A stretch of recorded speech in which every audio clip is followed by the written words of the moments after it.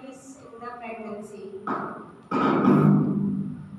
Diabetes is an endocrine disease involving faulty carbohydrate metabolism, probably of genetic origin. Diabetes complicates 3 to 5% of all pregnancy and is major cause of perinatal morbidity, mortality as well as maternal morbidity. Diabetes in pregnancy falls into two categories.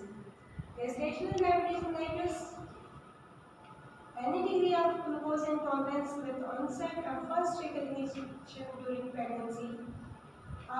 Definition can also include those with previously unrecognized diabetes. Pre-gestational diabetes or pre-existing diabetes is when diagnosed when the woman has diabetes before pregnancy.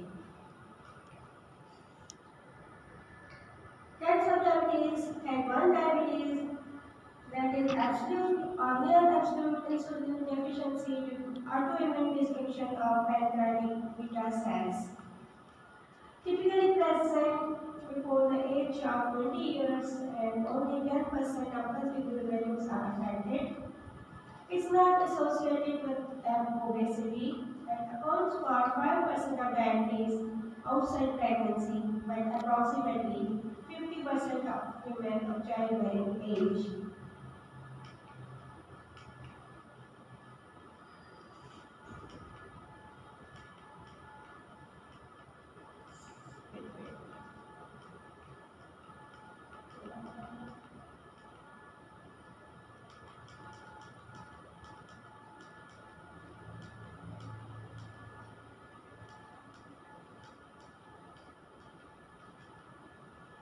Type 2 diabetes, when there is a relative insulin deficiency and decreased insulin sensitivity, present typically over 20 years of old.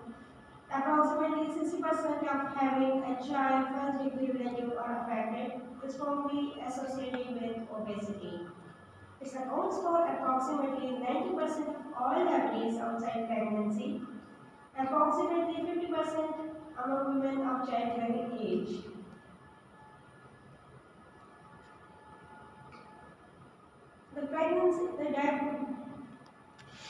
The effects of pregnancy on diabetes are: there is an increased risk of nausea vomiting, particularly in early pregnancy. There is an increase in insulin dose requirement in the first half of the pregnancy. And there is an increased risk of severe hypoglycemia, risk of deterioration of pre-existing retinopathy, and risk of deterioration of ischemic nephropathy. The maternal fetal complication of type 1 and type 2 diabetes mellitus are: there is an increased risk of the congenital abnormalities, that is 2 to 4 times common in diabetic pregnancy. Fetal hypersomia contribute to traumatic birth and shoulder dystocia. This is about 5 times higher than in general population. The risk of preeclampsia is increased threefold. Women with diabetic retinopathy are at increased risk of progression of the disease, and other muscle complications include an increased incidence of infection during pregnancy, hyperglycemia, and diabetic ketoacidosis. These again are the maternal fetal and neonatal complications of the diabetes. Maternal, that I discussed as preeclampsia, there is increased risk of preeclampsia, infection, traumatic vaginal delivery, and there is an increased risk of cesarean delivery and long-term sequelae.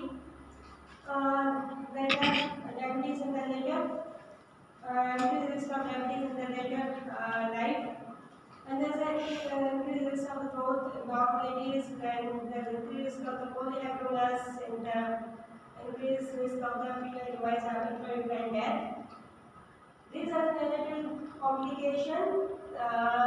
There are birth injuries, there is a risk of increased risk of the hypoglycemia, there is increased risk of seizures, there is increased risk of the polycythemia, electrolytic balance, hypoglycemia, hypomagnesemia, and there is increased risk of hyperbilirubinemia and respiratory distress, and there is increased risk of the ICU admission in the neonatal period. The aim of the pre-pregnancy counseling in diabetes. All women with pre-existing diabetes, they should be seen in the the pre-conception clinic. And pre-pregnancy counseling is to achieve the best possible glycemic control before pregnancy and to educate diabetic women about the implication of the pregnancy. The teratogenic effect of hyperglycemia occurs in the first 12 weeks of the gestation, and congenital malformation and preterm delivery are reduced when women receive preconception counseling. Preconception care includes optimization of the glycemic control to achieve a hemoglobin A1C of less than 42 millimole per mole without reducing hypoglycemia. There's increased dose requirement of the folic acid 5 milligram daily to reduce the risk of the neural tube defects. Planning pre-conception adjustment to other medications such as statins and ACE inhibitors before pregnancy. These drugs can be stopped or switched to safer alternatives. The need for diabetic retinopathy assessment before and during pregnancy. There is a need for diabetic retinopathy assessment before pregnancy. Advise women with diabetes who are planning to become pregnant that the risk associated with diabetes in pregnancy will increase the longer they have had diabetes. To use contraception until they have good blood glucose control, that is assessed by hemoglobin A1C level. That advise that blood glucose targets, glucose monitoring, medication for the treating diabetes, including insulin regime and medicines for complication of the diabetes will need to be reviewed before and after and during pregnancy. Advice that extra time and effort is needed to manage diabetes during pregnancy and that more frequent contact is needed with healthcare professionals. Women with diabetes should be managed throughout pregnancy with multidisciplinary team involving obstetrician, physician, dietitian, diabetic specialist midwives and nurses, and there should be a dating scan, ultrasound scan, and there should be screening for diabetic complications by the ultrasound at 18 to 22 weeks, and screening for diabetic comorbidities. Blood glucose monitoring 7 times a day required before and 1 hour after meal, with target of less than 5.3 millimole per liter and 1 hour postprandial levels less than 7.8 millimole per liter.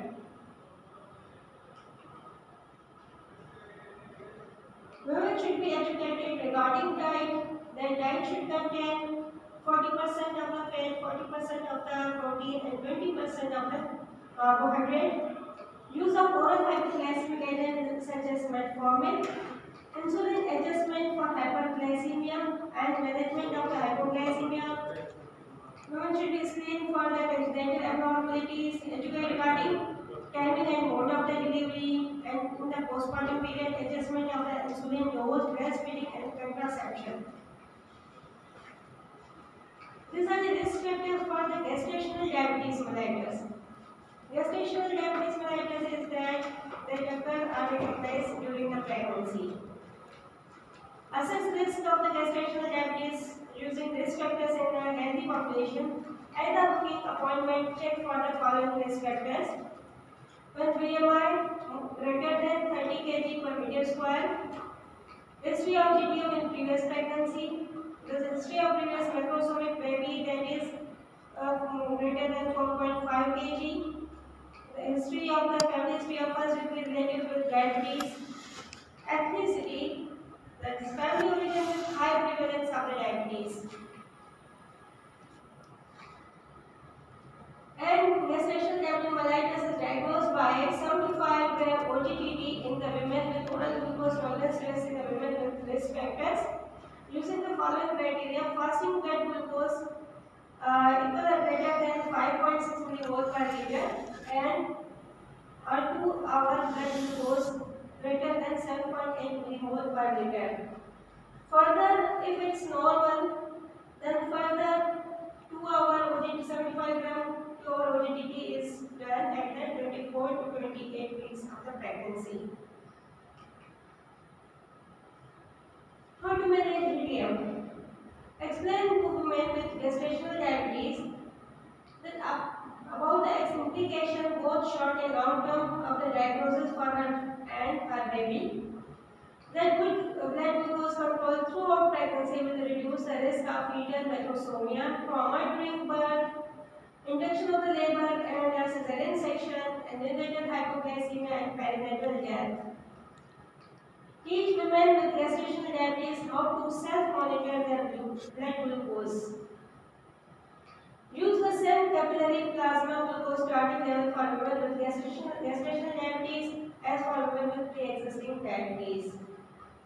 Tailor blood glucose lowering therapy to blood glucose profile and personal preference of women with gestational diabetes. When women are diagnosed with gestational diabetes, offer advice about changes in diet and exercise.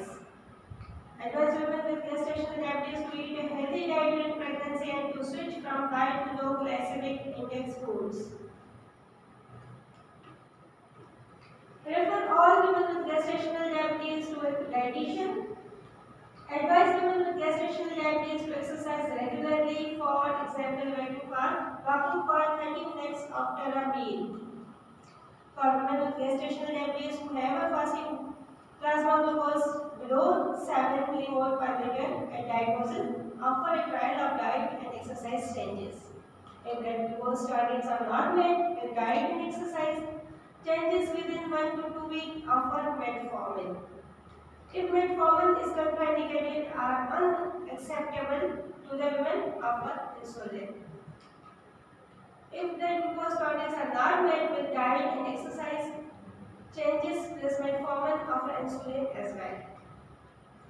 For women with gestational diabetes who have a fasting plasma glucose level of 7 millimole per liter or above, when diagnosis, offer immediate treatment with insulin with or without metformin and diet and exercise changes. For women with gestational diabetes who have a fasting blood glucose level of between 6.9 millimole per liter and complications such as macrosomia and hyperglycemia, consider immediate treatment with insulin with or without metformin and diet and exercise changes. Protocol for insulin during labor and delivery. High maternal glucose level during labor are associated with neonatal hypoglycemia. Therefore, maternal blood glucose levels are maintained between 4 to 7 millimole during labor.